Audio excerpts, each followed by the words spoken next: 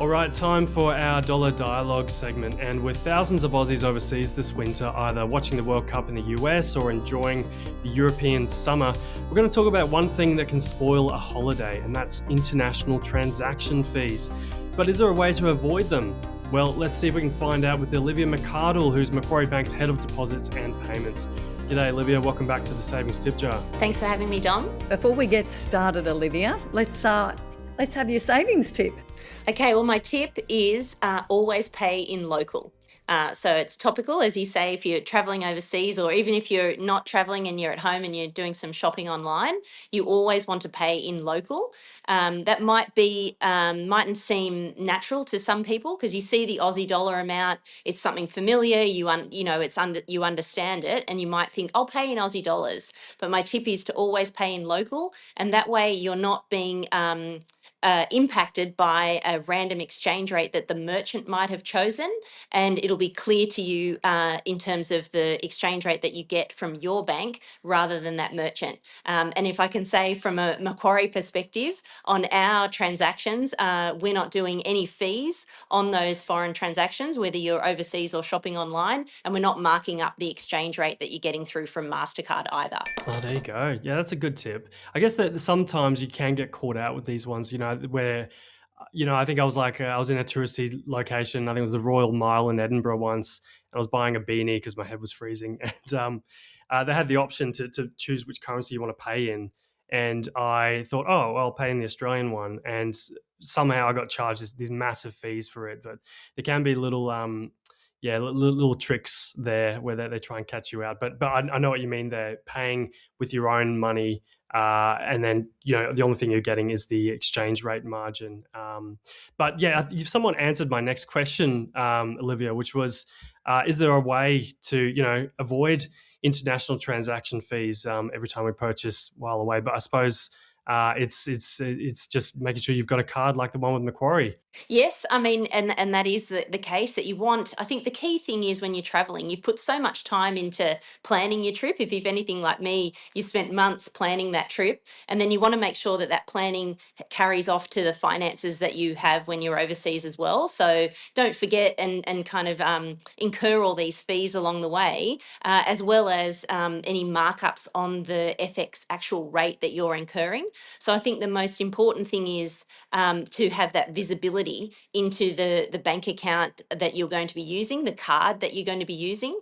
And that also applies to ATMs as well as purchases. Because the other thing I was going to mention, sometimes you do need a bit of cash. So you might, need to buy something at a market or something like that. So you do want a little bit of cash on you. So you are going to an ATM.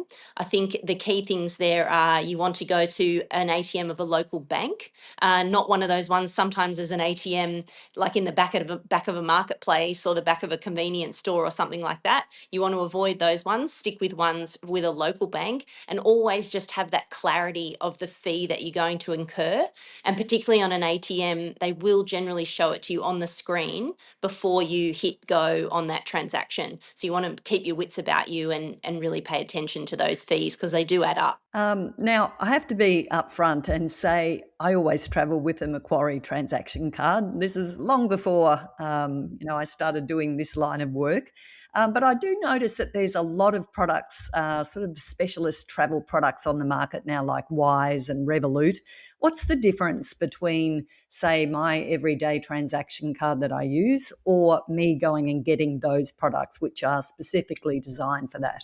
Yeah, I think, we knew of travel cards quite probably 10 or 15 years ago. They sort of feel a bit of like a relic of the past, if you like. And debit cards have come a long way since then. And if you think back in the day, you liked a travel card because it gave you certainty. You said, I'm traveling to, the UK. I know that I'm going to need this currency. I'll get out this much currency and I'll lock in my exchange rate. So I'm not having exposure to that rate along the way. And then I'm not sure about any fees, so I know I've got certainty. But I think since then, debit cards have come a long way, and thank you for being a Macquarie customer. And if, as I say, for us, we try to make it as simple as possible. We talk a lot about no hoops and catches. It applies to international transactions as well, whether you're overseas or shopping online, of course. And the difference there is you're not, I guess with a travel card, you've locked in that rate for the amount that you've put on the card.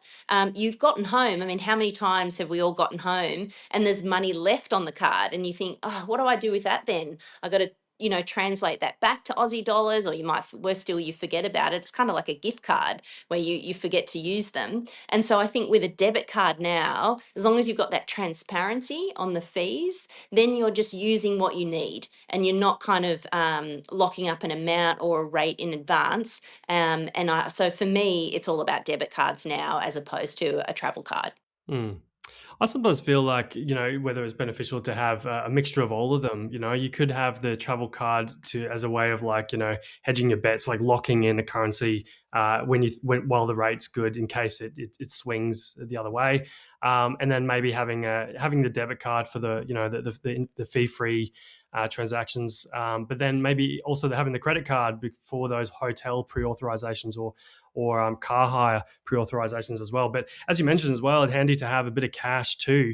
But I just sometimes wonder, that's when people get fleeced the most, is just when you go into those exchange rate tills, those foreign exchange tills. But I wonder, is when you are at those tills, is it too late to negotiate a good exchange rate? I think you've raised a couple of points. So I think definitely the choices. You want a backup. I like the idea of, a combination of a debit and a credit card. Myself, I got caught out on a recent holiday. My partner and I both travelled, no wallet between us. We turned up to get our rental car. Of course, they won't accept us without a card. So I think having that backup is a very good, I've learnt the lesson the hard way. I think a little bit of cash, you're right. Sometimes, particularly those ones at the airport, and you're all excited about your trip, you arrive and you think, oh, I just need a little bit of cash before I get to where I'm going. Probably that's the worst rate you're going to get at any point in your trip. So I think a bit of planning there doesn't go astray. And maybe even think about getting the cash when you land, and again at that local bank ATM, and only a small amount of cash. You don't need a large amount. That's just for, from a safety perspective. And generally these days, cards will be quite interchangeable. But I think to your point about negotiating, I mean, from personal experience, I haven't found there's much negotiating happening at that point.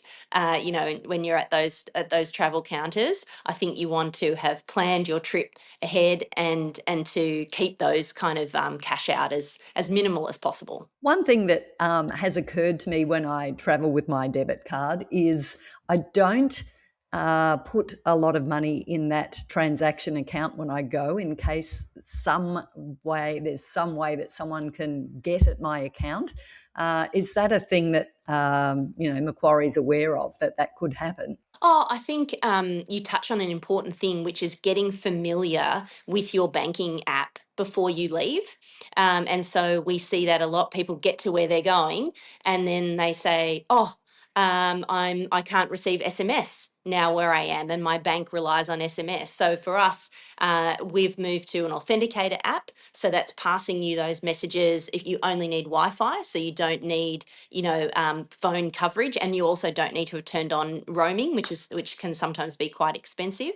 So I think again, it's that pre-planning before you go. Sit down, have a look at your banking app, that where to lock and unlock your card, because you're right, things can happen when you're overseas and you're out of the time zone. You're kind of not in your not in your familiar surroundings. You want to be able to know really quickly where to go in your banking app so that you can lock and unlock your card, know where to access chat with your bank so you can quickly ask them a question, because you might find also banks have put a hold on a transaction that you're doing, which is you, but you're a little bit outside your pattern, and so then you do need to talk to your bank a little bit more than normally. So I think taking that kind of half an hour, 15 minutes before you go, not at the airport, like when you're at home, and getting familiar with things is a really good use of your time. So, Olivia, I guess with when using a debit card with no international transaction fees, such as the one with Macquarie, the only real cost to the user would be at that exchange rate margin, because we know you won't be getting the exact middle spot rate. There will be a little bit of margin built into it. But I wonder about that margin. Does that differ between banks, or I guess Macquarie's with MasterCard? Is it just the MasterCard exchange rates? Yes, so that's it for us. So just the MasterCard rate, which are available online at any point. There is no margin that we put on there, but you're right, other banks do. And you've really got to keep an eye on that, whether that's a debit card or a travel card. You see margins in there. So you might get attracted by the no fee or low fee kind of tagline, but the devil, as always, is in the detail, and to have a look at what that margin is on those FX rates that you're getting. Okay, so if we're getting ready to go next week overseas, what's our plan of attack, Olivia? What would you suggest? I wish I'm not having a Euro summer trip myself this year. But so a couple of things to check. Does my card charge fees? So and where do I get charged those fees? Is it at ATMs when I'm making purchases? The exchange rate that we talked on, how is that calculated? Is there a margin? What will I have to pay to get cash out? So if I do, is there an ATM fee that I'm charged, and maybe a local ATM fee will be impacted? My banking app, am I really familiar with how that works? Can I unlock my card? And then lastly, do I have a backup? So as Dom says, sometimes you might get caught out. So what are my other options if one of those cards stops working? Good tips, Olivia. And gee, European summer does sound pretty good right now while I sit here recording this in my trackies and my slippers. Even though we're up here on the Gold Coast, it does still get pretty cold up here in Queensland. I know we've got nothing on the southern states, but yes, I am still dreaming of summer. Really appreciate your time on the Savings Tip Jar podcast, Olivia. Thank you so much for your insights. Thanks for having me. Thanks, Olivia.